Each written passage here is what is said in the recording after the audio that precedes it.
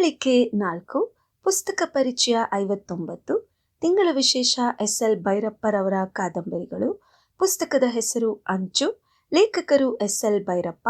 ಅಭಿಪ್ರಾಯ ರಾಜು ಹಗ್ಗದ ಮತ್ತು ಓದುತ್ತಿರುವವರು ಶಿಲ್ಪಾ ಮಲ್ಲೇಶ್. ಮನುಷ್ಯನ ಅಂತರಂಗದ ತುಮುಲಗಳನ್ನು ತೆರೆಯಂತೆ ನೊರೆಯಂತೆ ಉಕ್ಕಿ ಉಕ್ಕಿ ಹರಿದು ದಡವ ಸೇರುವಂತೆ ಅಂಚು ಕಾದಂಬರಿಯಲ್ಲಿ ಭಾವನೆಗಳ ತಾಕಲಾಟದ ತೊಳಲಾಟ ಹೇಳಲಾರದಷ್ಟು ಹೇರಳವಾಗಿವೆ. ಮಾನಸಿಕ ಸಮಸ್ಯೆಗಳು ಮನುಷ್ಯನನ್ನು ಹೇಗೆಲ್ಲ ನಿಯಂತ್ರಿಸುತ್ತವೆ, ಅವನಲ್ಲಿರುವ ಉತ್ಸಾಹವನ್ನು ಸಾಯಿಸಿ ಅದರ ಮೇಲೆ ಸವಾರಿ ಮಾಡುತ್ತವೆ ಎಂಬುದನ್ನು ಅಂಚು ಕಾದಂಬರಿಯಲ್ಲಿ ಅಮೃತಾಳ ಮನದ ಸಂಕಟಗಳಿಂದ ತಿಳಿಯಬಹುದು. ಬಾಲ್ಯದಲ್ಲಿ ತಾಯಿಯನ್ನು ಕಳೆದುಕೊಂಡ ತಬ್ಬಲಿ ಅಮೃತಾಳಿಗೆ ಬಯಸದೇ ತನ್ನ ಚಿಕ್ಕಮ್ಮಳ ಆಶ್ರಯ ದೊರೆಯುತ್ತದೆ. ತಂದೆ ಇದ್ದರೂ ಚಿಕ್ಕಮ್ಮಳ ಸ್ವಾರ್ಥ ಮನದಾಸೆಯಿಂದ ಅಮೃತಾಳಿಗೆ ಆಸರೆ ಒಲಿಯುತ್ತದೆ. ಕಾರಣ, ತಂದೆಯ ಹೆಸರಿನಲ್ಲಿರುವ ಬಹಳಷ್ಟು ಆಸ್ತಿ ಚಿಕ್ಕಮ್ಮಳನ್ನು ಮರಳು ಮಾಡಿತ್ತು. ಚಿಕ್ಕಮ್ಮ ತನ್ನ ಬಡತನದ ಕುಟುಂಬಕ್ಕೆ ಆಶ್ರಯ ತಾಣವಾದೀತು ಎಂದು ಅಮೃತಾಳನ್ನು ಅಕ್ಕನಿಂದ ಕಾಣಲಾರಂಭಿಸಿದಳು. ತಂದೆಗೆ ಗೊತ್ತಿಲ್ಲದಂತೆ ಬ್ಯಾಂಕಿನಲ್ಲಿ ಸಾಲ ಮಾಡಿ ಎಸ್ಟೇಟ್ ನಿರ್ವಹಣೆಯ ನೆಲವೊಡ್ಡಿ ದುಡ್ಡು ಮಾಡಿದಳು. ಮಕ್ಕಳ ಹೆಸರಿನಲ್ಲಿ ಎಸ್ಟೇಟ್ಗಳನ್ನು ಕೊಂಡಳು. ತನ್ನ ಮಗಳ ಮದುವೆಯಲ್ಲಿ ಬಂಗಾರದ ಸುರಿಮಳೆ ಮಾಡಿದಳು. ಇದೆಲ್ಲವೂ ಅಮೃತಾಳಿಗೆ ಗೊತ್ತಾಗುವ ವೇಳೆಗೆ ಚಿಕ್ಕಮ್ಮಳು ಪ್ರೀತಿ ವಾತ್ಸಲ್ಯದ ಹೆಸರಿನಲ್ಲಿ ಮೋಸ ಮಾಡಿ ತನ್ನ ತಮ್ಮ ರಂಗನಾಥನೊಂದಿಗೆ ಅಮೃತಾಳ ಮದುವೆ ಮಾಡಿಸಿದ್ದಳು. 2 ಮಕ್ಕಳನ್ನು ಪಡೆದಿದ್ದಳು ಅಮೃತ. ಅವಳು ಸುಖವಾಗೇ ಇದ್ದಳು. ಆದರೆ ಅವಳ ಮನಸ್ಸೊಳಗೆ ಸದಾ ಕೊರೆಯುತ್ತಲೇ ಇತ್ತು ಕೌಟುಂಬಿಕ ಆಸ್ತಿಯ ಸಮಸ್ಯೆ.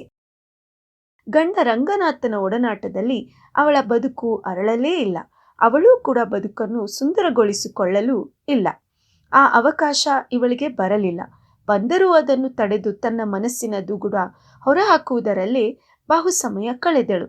ಚಿಕ್ಕಮ್ಮನ ಮೇಲಿನ ದ್ವೇಷದಿಂದ ಗಂಡನನ್ನು ದೂರಗೊಳಿಸುತ್ತಾ ಸಾಗುತ್ತಾಳೆ. ಆಗಲೇ ಆರ್ಕಿಟೆಕ್ಟರ್ ಸೋಮು ಪರಿಚಯವಾಗಿತ್ತು. ಅವರಿಬ್ಬರ ಪರಿಚಯ ಗೆಳೆತನದಿಂದ ಆರಂಭವಾಗಿ ಗೆಳೆತನದ ಪರಿ ದಾಟಿ ಬಾಂಧವ್ಯ ಗಟ್ಟಿಗೊಳ್ಳುತ್ತದೆ. ಗಂಡ ಹೆಂಡತಿಯಂತೆ ಬೆಸೆದುಕೊಂಡಿತ್ತು. ಆದರೆ ಗಂಡ ಹೆಂಡತಿ ಆಗಿರಲಿಲ್ಲ. ಅದು ಸಾಧ್ಯವೂ ಇರಲಿಲ್ಲ ಅನಿಸುತ್ತೆ.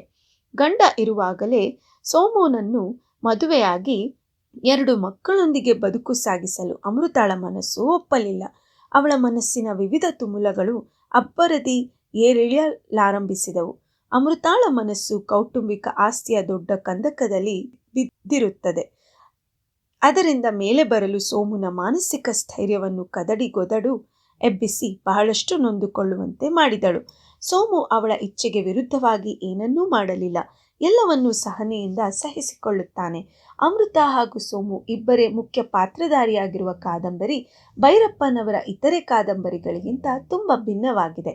ಕೇವಲ 2 ಮನಸ್ಸುಗಳ ಅಂತರಂಗದ ಆಳ ಸಮುದ್ರದಷ್ಟು ವಿಶಾಲವಾಗಿ ಹರಡಿದೆ.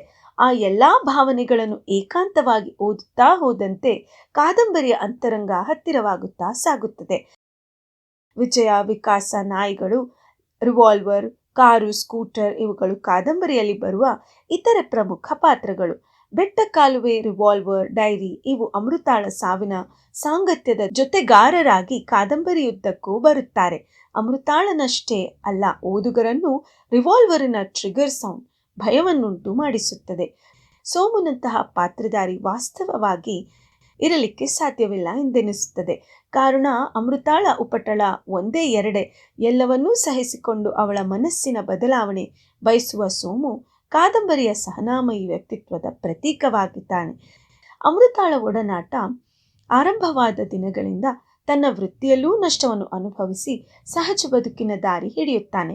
ಅವಳನ್ನು ಬದಲಾಯಿಸಲು ಎಷ್ಟೋ ಪ್ರಯತ್ನಿಸಿ ಸುಮ್ಮನಾಗುತ್ತಾನೆ. ಅಮೃತಾಳ ಪ್ರೀತಿಯ ಸೆಳೆತದಲ್ಲಿ ಸಿಕ್ಕು ಒದ್ದಾಡಿ ಹೋಗುತ್ತಾನೆ. ಅಷ್ಟಾದರೂ ಅಮೃತಾಳಲ್ಲಿ ಬದಲಾವಣೆಯ ತಂಗಾಳಿಯನ್ನು ಹೊತ್ತು ತರುತ್ತಾನೆ. ಆಸ್ತಿಗಾಗಿ ಅಮೃತಾಳ ಚಿಕ್ಕಮ್ಮನ ಬದುಕಿನ ರೀತಿ ವಾಸ್ತವ ಸಮಾಜದ ಪ್ರತಿಬಿಂಬದಂತೆ ಗೋಚರಿಸುತ್ತದೆ.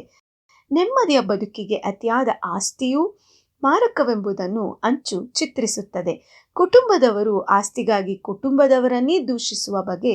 ತಬ್ಬಲಿ ಮಕ್ಕಳಿಗೆ ಆಸ್ತಿ ಇದ್ದರೆ ಅದರ ದುರುಪಯೋಗ ತನ್ನ ಹತ್ತಿರದ ಸಂಬಂಧಿಗಳಿಂದಲೇ ಹೇಗಾಗುತ್ತದೆ ಎಂಬುದನ್ನು ಇಲ್ಲಿ ಕಾಣಬಹುದು.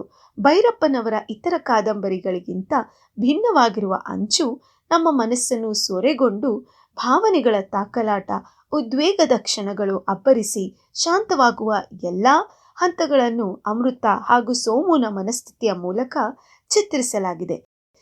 ಮನಸ್ಸು ಏರಿಳಿತದ ಅಲೆಯಂತೆ ಅಬ್ಬರಿಸಿ ಕೊನೆಗೆ ಶಾಂತವಾಗುವಂತೆ ಕಾದಂಬರಿಯಲ್ಲಿ ಅಮೃತಾಳ ಮನಸ್ಸು ಕೊನೆಗೂ ಬದುಕಿನ ನೆಮ್ಮದಿಯ ಅಂಚನ್ನು ತಲುಪುತ್ತದೆ.